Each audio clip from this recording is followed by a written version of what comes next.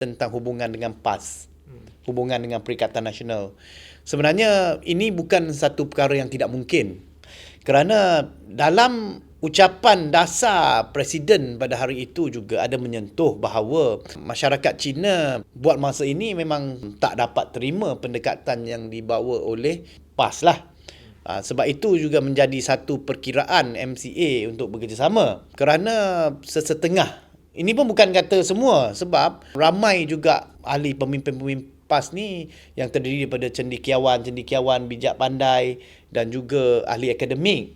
Tetapi adalah sesetengah pemimpin yang kadang-kadang mengeluarkan kenyataan tu terlalu ekstrim kepada agama, yang juga mungkin ini yang menjauhkan masyarakat Cina untuk bersama dengan PAS. Tetapi apa yang saya dengar daripada intipati Presiden pada hari itu adalah dia kata sekiranya PAS ada perubahan sedikit dari segi dasar dan mungkin juga apabila berhadapan ataupun layanan terhadap masyarakat Tionghoa, kerjasama itu mungkin akan terjadi, kerana tidak ada apa yang tidak mungkin di Malaysia ni.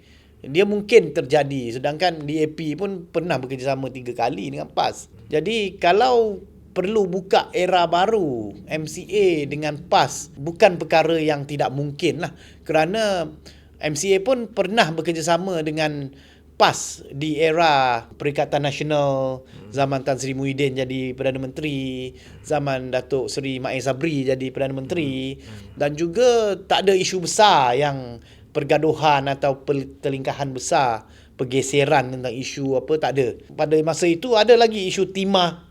Ingat tak isu timah pun boleh diselesaikan, yang dibawa oleh Presiden MCA dalam kabinet masa tu menteri kan, boleh selesaikan secara baik.